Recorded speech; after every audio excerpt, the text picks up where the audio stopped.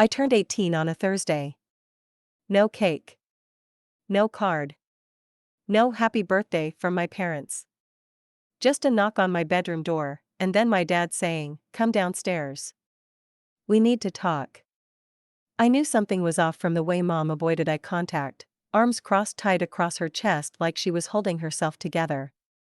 Dad had that cold, businesslike tone he used when he didn't want to deal with feelings. Just facts. "Look," he said, "you're 18 now. An adult. It's time you start figuring life out on your own." I blinked. "What do you mean?" "We need the space," Mom added, barely above a whisper. "And you're old enough to start taking care of yourself. We've done what we can. We gave you 18 years. That was it. No real reason. No explanation of what I'd done wrong. I wasn't on drugs. I wasn't failing school. I didn't party or sneak out. I'd spent the last 6 months working part-time at the local diner while keeping my grades up. I was saving for community college." Quiet. Out of the way. Apparently, not enough. "Where am I supposed to go?" I asked. Dad shrugged. "Figure it out. Other kids do. You're not a baby anymore." I walked upstairs in a daze.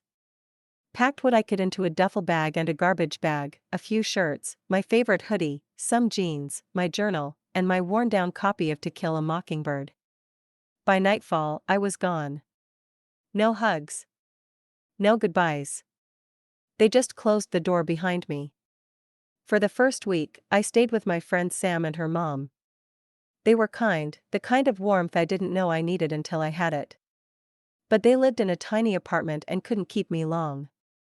From there, it was couch to couch. Spare rooms. One night in a shelter when no one picked up. I worked more hours at the diner, slept in the staff break room sometimes, kept my head down, tried not to cry. But I did cry. A lot. I was angry, not just at my parents, but at myself. Was I really that worthless? That easy to discard? One night, after a particularly bad shift, I sat behind the dumpster with a warm soda and a torn paper bag of fries, staring at the moon and trying to imagine a life that didn't feel so damn small. That was the night I promised myself I would never, ever let someone make me feel disposable again. I didn't care how long it took. I didn't care how hard it was. One day, they'd see me again, not as the girl they threw out like trash, but as the woman who owned the whole damn street. The turning point came at 19, when a regular at the diner, Mr. Rodriguez, an older man who always tipped exactly $3, overheard me talking to another waitress about college. "You're good with people," he said. "Ever thought about real estate?" I blinked. "What? Like selling houses?" He nodded. "It's not glamorous at first. But it can change your life." I laughed it off.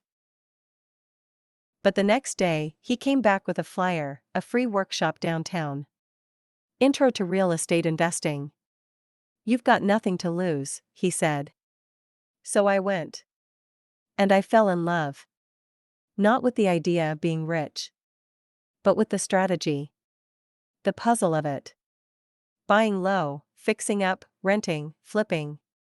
Numbers and risk and reward. I took notes like my life depended on it. Because it kind of did. For the next 2 years, I worked like a machine. Waitressed 6 days a week. Took online courses at night.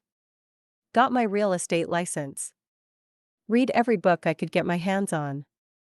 Listened to podcasts on the bus. Made spreadsheets on my phone during breaks. At 21, I found a beat-up duplex on the edge of town, foreclosed, vandalized, neglected. Listed for $42,000. I had $9,300 in savings. It wasn't enough. But I pitched the owner, a bitter old guy who just wanted to be done with it, and convinced him to let me buy on a seller financing deal. He agreed. I had the keys in my hand 2 weeks later. I spent the next 4 months fixing it up myself. Painting, patching, scrubbing graffiti, YouTubing how to replace a toilet, begging local shops for leftover materials. Then I rented out one side and moved into the other. Suddenly, I wasn't just a girl who'd been kicked out. I was a landlord. From there, I scaled. Rented the first place. Used the equity to buy another small house. Then a triplex. Learned about FHA loans, cash out refis, tax liens. At 24, I owned 6 properties. At 26, I had 12, all cash flowing, all in the same neighborhood I grew up in. And then, I saw it. The listing for my parents' house. Foreclosure. Sheriff's sale in 30 days. Apparently, Dad had taken out a second mortgage for a business that failed. They'd defaulted. The house I grew up in, the house they threw me out of, was up for grabs. I bought it in cash. Walked in during the last open house like a ghost from their past. Dad looked older, smaller. Mom looked tired. They didn't recognize me at first. When I told them I was the new owner, Mom gasped. Dad just stared. "You?" he muttered. I nodded. "You kicked me out of this house 8 years ago," I said. "Now I'm kicking you out." They begged. They cried. They offered money they didn't have. I didn't yell. I didn't gloat. I just handed them the same words they gave me. "You're adults. Figure it out." That was 2 years ago. Now, I own 32 properties, almost the entire street I was raised on. People call me the Queen of Oak Ridge Lane. I laugh when they do. Not because I need the title, but because I remember the girl who cried behind a dumpster. Sometimes I drive by that old house. The one they lost. The one I claimed. It's painted blue now. Has a young family living in it, a mom, dad, 2 little girls. Happy. I kept the rent low. Because not every kid gets a second chance like I did. But I'll be damned if I don't make the most of mine. So if you're out there, feeling worthless, forgotten, small, let me tell you something, you are not disposable. You are powerful. And one day, you might just own the street they threw you off of.